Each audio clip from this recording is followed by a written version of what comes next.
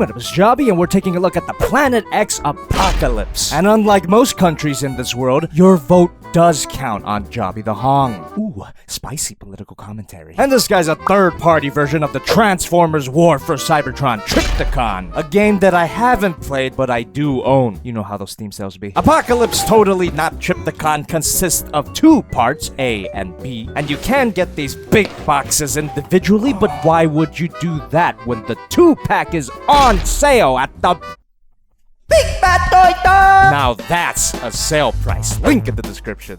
My life is spiraling out of control. Individually, these guys aren't that special. I mean, Part A here is a convincing enough ship, but the peg that taps in here isn't the best, ruining the entire thing. It is big though, and believe me, this will be a recurring theme in this video. And for Part B, we have, Space Ghost? I mean, it does have a face and individually posable fingers. Hinge joint, hinge joint, hinge joint. Careful with these parts though, they are ridiculously sharp, and I did cut myself. I'm not the biggest fan of rubberized parts, but maybe in this case it would have been appropriate. Holy shit! This guy is also huge and is obviously the bottom half of a giant robot. Let's just get into it before this video goes on for an hour. Starting with Part A, untap the nose cone. The hinge joint is loose, but fuck it. Fold up the side parts, and on the underside, untap these parts. Freeze up these tabs, push down that big thruster, fold these tabs down, untap this whole section, and this is where the gym's gonna pay off. Leave a like if you know what the gym is. You're gonna wanna pull as hard as you can, and don't be shy, you need a lot of force here. It's actually hard to do it in this position.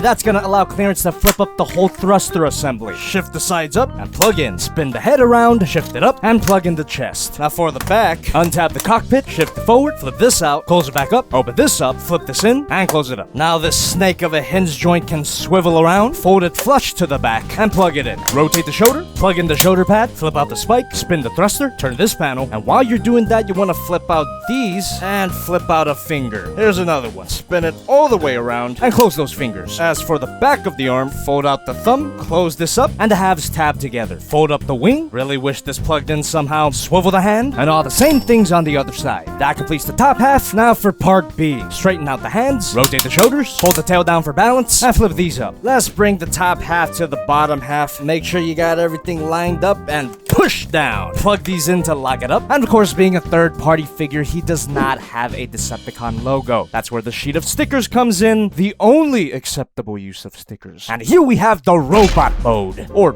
Titan mode if you want to be a virgin about it. I love this design. It's basically an evil, mechanical Godzilla. Wait, that's already a thing. All the fantastic mechanical details are accurate to the game model, as far as I can tell. Feel free to correct me in the comments. And as oddly arousing as this design is, I'm not a big fan of the monochromatic palette here. Black and purple is an appealing combination to be sure, but I much prefer the brighter color palette of the G1 design. And speaking of G1, this guy features a flip-up head cannon, just like the original. He's also got the same kind of cannon in his mouth. And due to the limited colors here, this figure ends up looking like a murky, clunky mess on camera. But I gotta tell you guys, the figure has a presence that could only be felt IRL. I think a big reason for that is because on camera, you have no idea how big he is. Woo! And I assure you, this guy feels as heavy as he looks. Every time I play with this guy, I lose 10 pounds. It's kind of surprising because to my knowledge, there's absolutely no die-cast metal in here. Just a shit ton of plastic that I'm pretty sure constitutes a health hazard.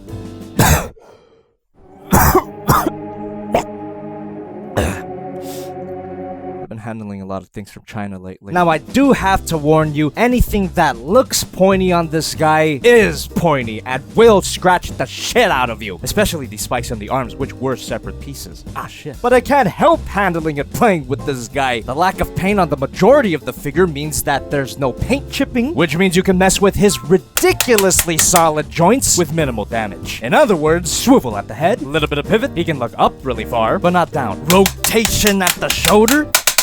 Ooh. If you flip this up, shoulder can move up, but if you don't, the shoulder moves out regardless. Swivel at the shoulder cannon, elbow swivel at both ends, bend at the elbow, and a hinge joint at each of his 3 fingers. Waist swivel, ab crunch, and for the tail, hinge joint, hinge joint, hinge joint, hinge joint, hinge joint, hinge joint, hinge joint, and the last 2 joints are not ratcheted.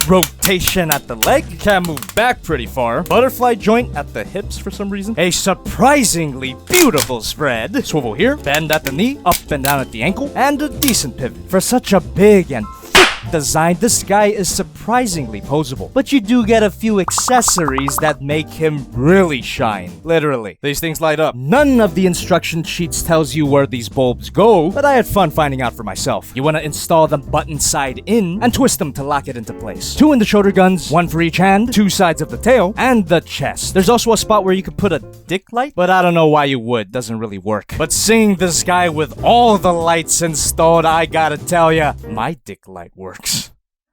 I'm gonna come. Holy crap, this is such an impressive display. I would keep them like this forever if I wasn't concerned of the lights going out. You also got a set of jaw teeth parts. Might be a Big Bad Toy Store exclusive thing because it was in the shipping box, not the figures box. And I'm not sure what they're used for. The teeth already on this guy doesn't seem to have any problems. Let me know in the comments. And before I forget, you get a card.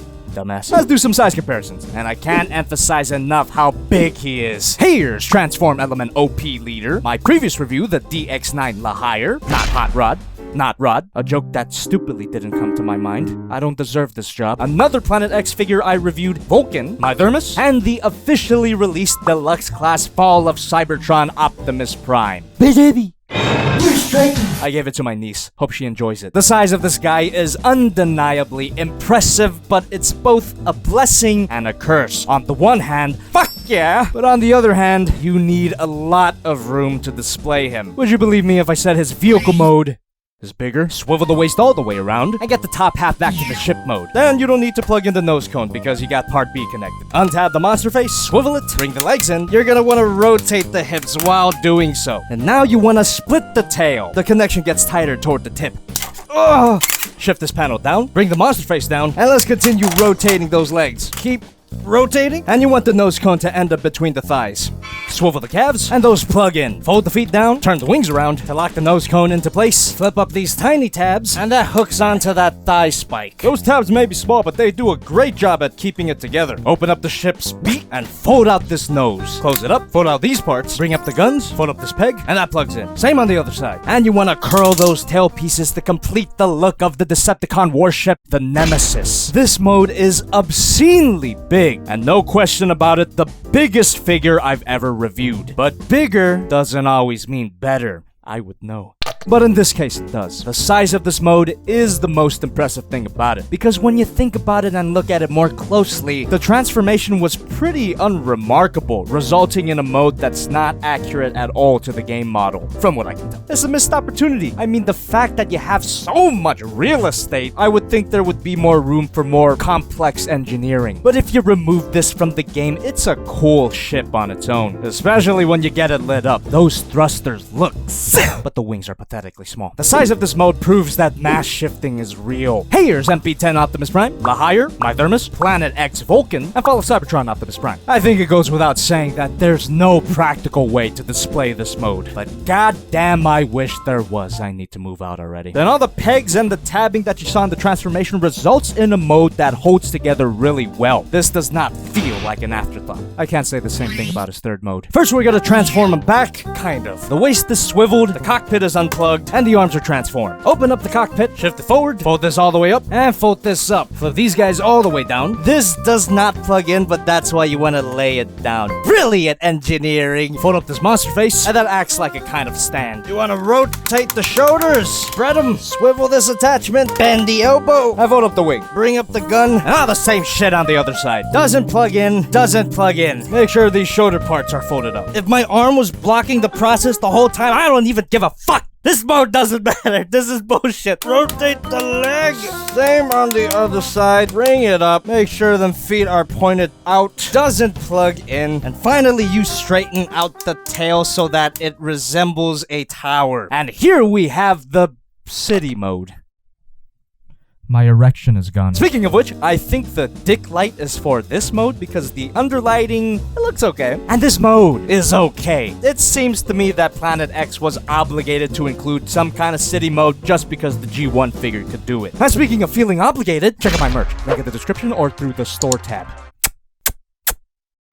Highly recommend this figure if you have the room to display him. Also recommend you get him at the Big Bad Toy Store, link in the description. One of the few Planet X figures that's on sale. And yes, I will be taking a look at those other figures. Subscribe so you don't miss those videos. Also, let me know if you guys are tired of Transformers reviews.